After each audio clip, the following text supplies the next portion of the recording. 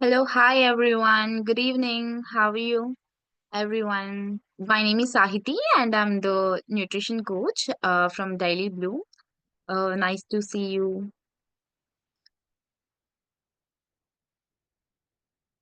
So we'll just start our session within a couple of minutes. Let's others start joining.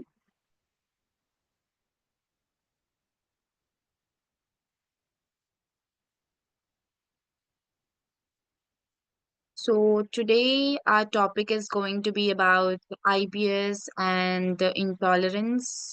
So how to identify the intolerance related to the IBS and how to manage the triggering foods as well.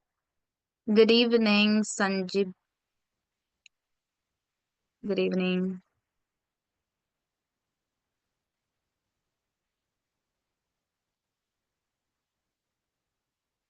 Suraj Kavati. Good morning. Good evening. Good evening, Priya.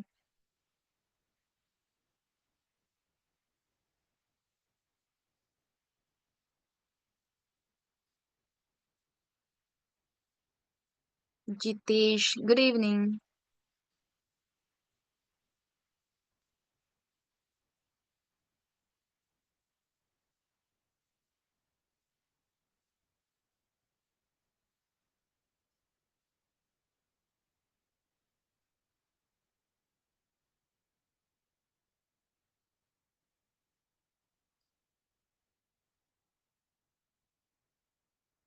So let's start the webinar for today.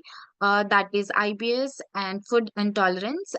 So in this, we'll be we will see how to identify the IBS and related food intolerances and how to manage the triggering foods, right? Okay, so let me give you a brief idea about IBS. And before starting this session, if you have any kind of queries or questions, please drop a message in the chat box. We can discuss at the end, right? So, IBS is nothing but irritable bowel syndrome, and this is a chronic gastrointestinal disorder characterized by a recurring abdominal pain, bloating, changing in the bowel movements such as diarrhea or else also the constipation, etc.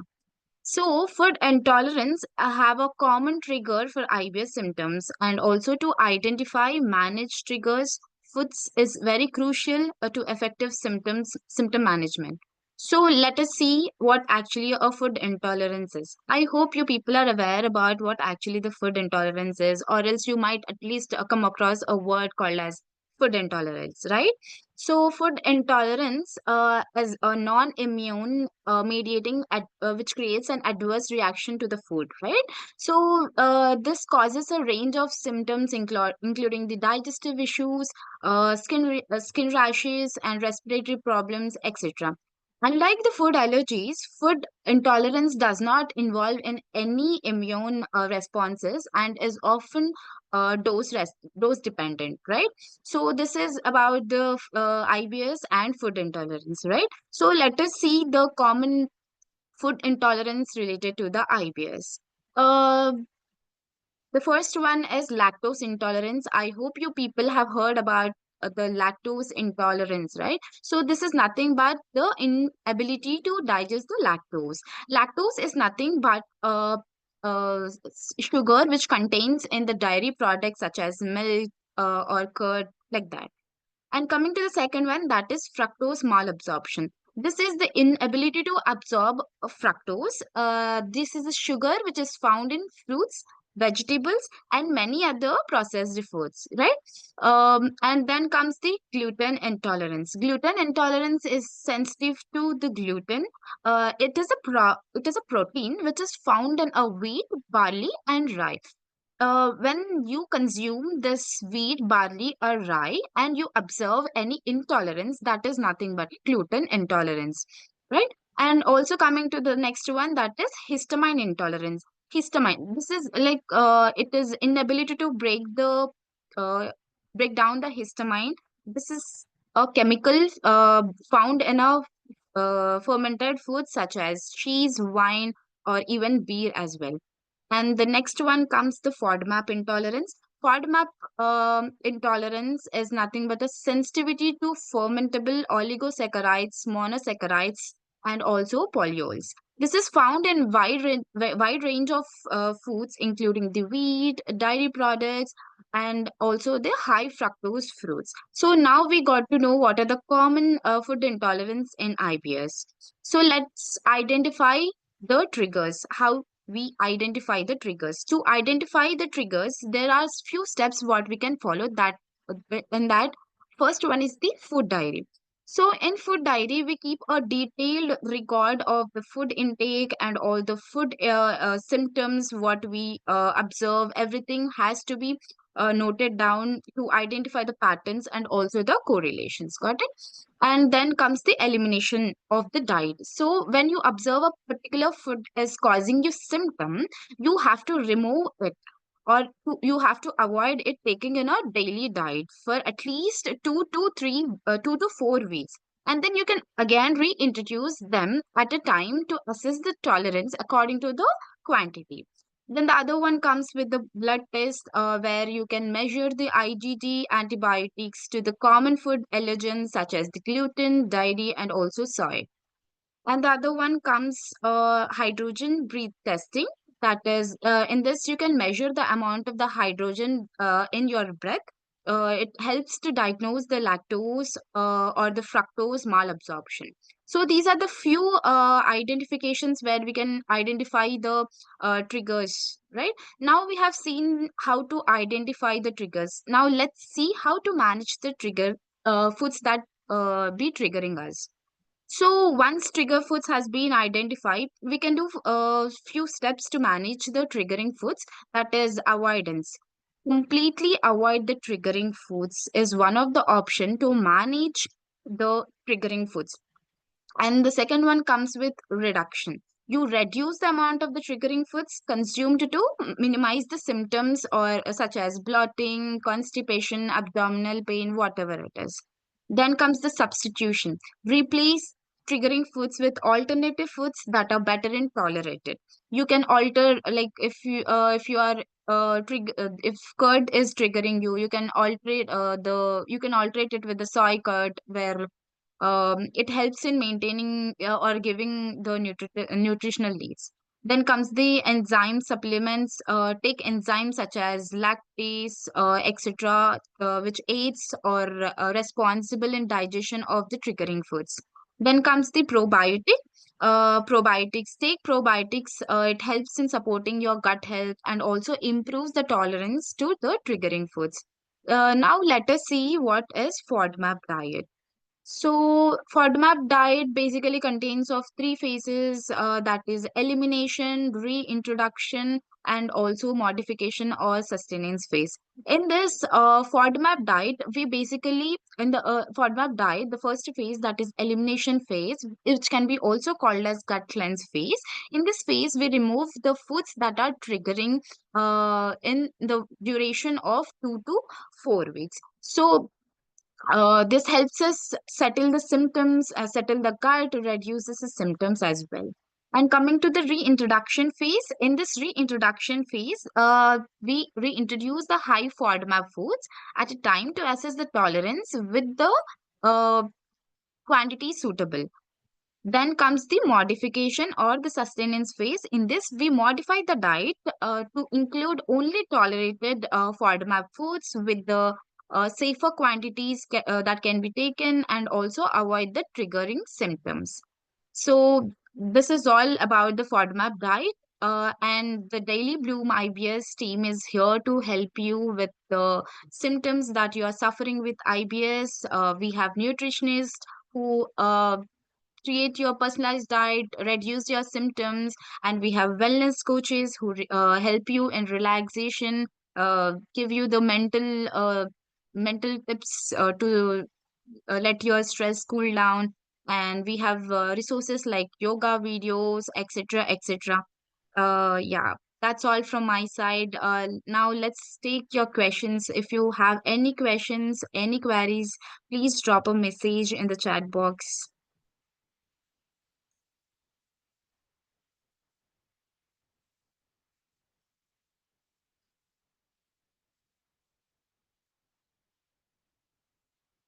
Yeah, please. Any questions?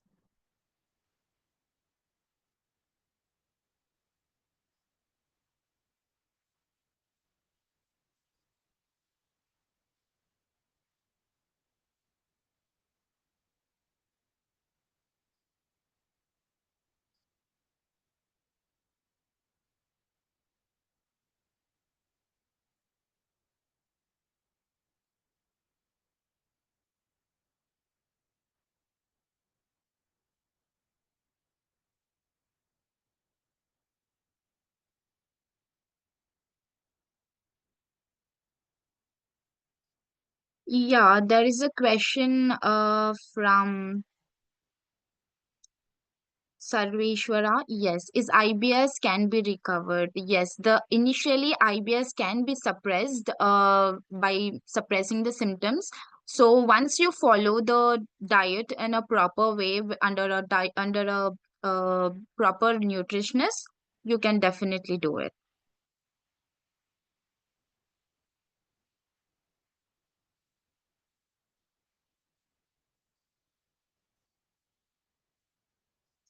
There is another question, Asmisha. How to identify the trigger if you are having a meal? How long does it take to show symptoms? See, to identify symptoms, it differs from person to person. Some people have an initial response of the symptoms, some do take. So it varies from person to person.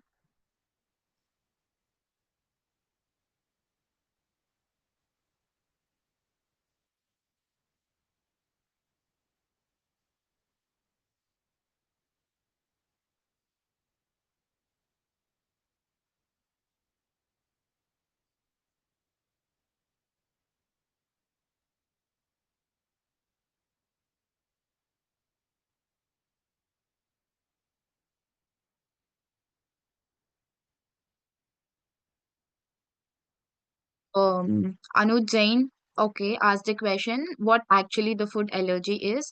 Food allergy is caused by immune response, where you can see some symptoms such as skin allergies, like that.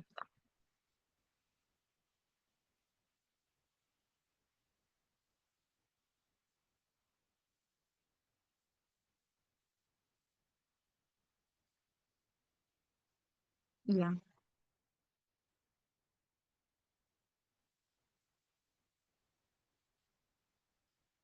Yeah, there is another question. Let's take this last question for the for today. That is from Karanpreet Singh. He asked, like, also, does your food menu remain same throughout the gut cleanse and re-interface?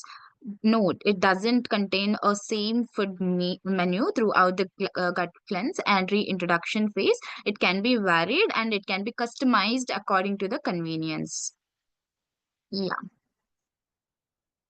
that's it.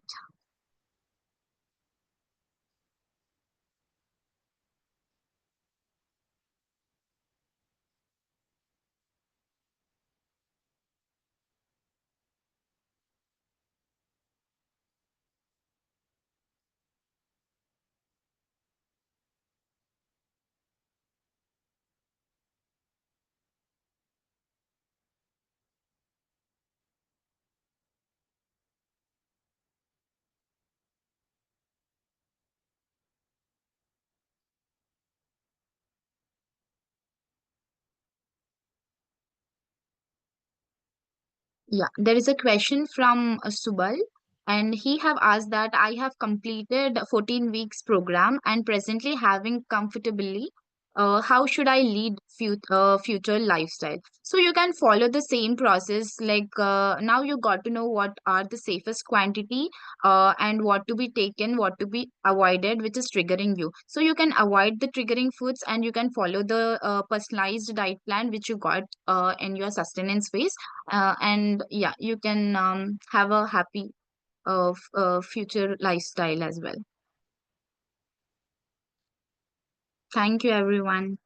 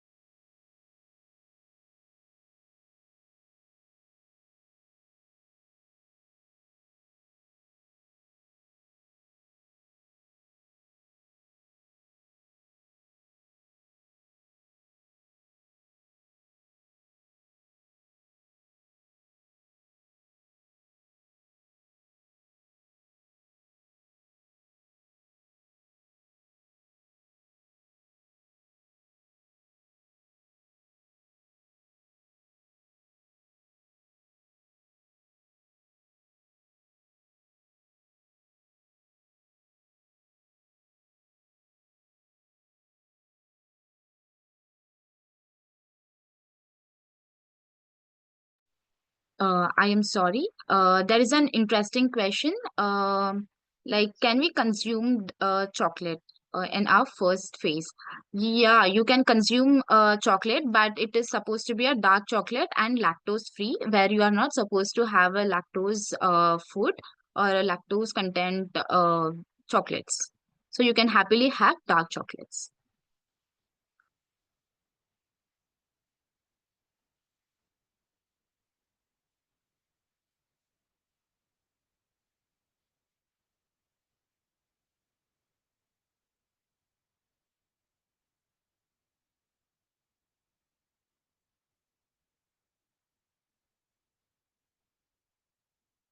How to recover constipation naturally without medicines? Yeah, have lots of fiber, include lots of fiber foods such as salads, drink plenty of water that can help relieving your constipation.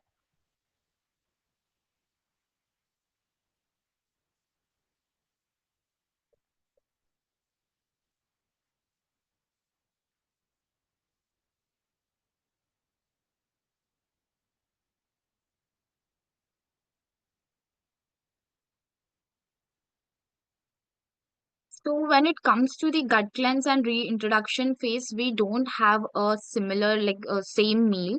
We keep changing it according to the FODMAP, and we include low fat FODMAPs in the gut cleanse phase and slowly introduce a high FODMAP foods in the reintroduction phase accordingly.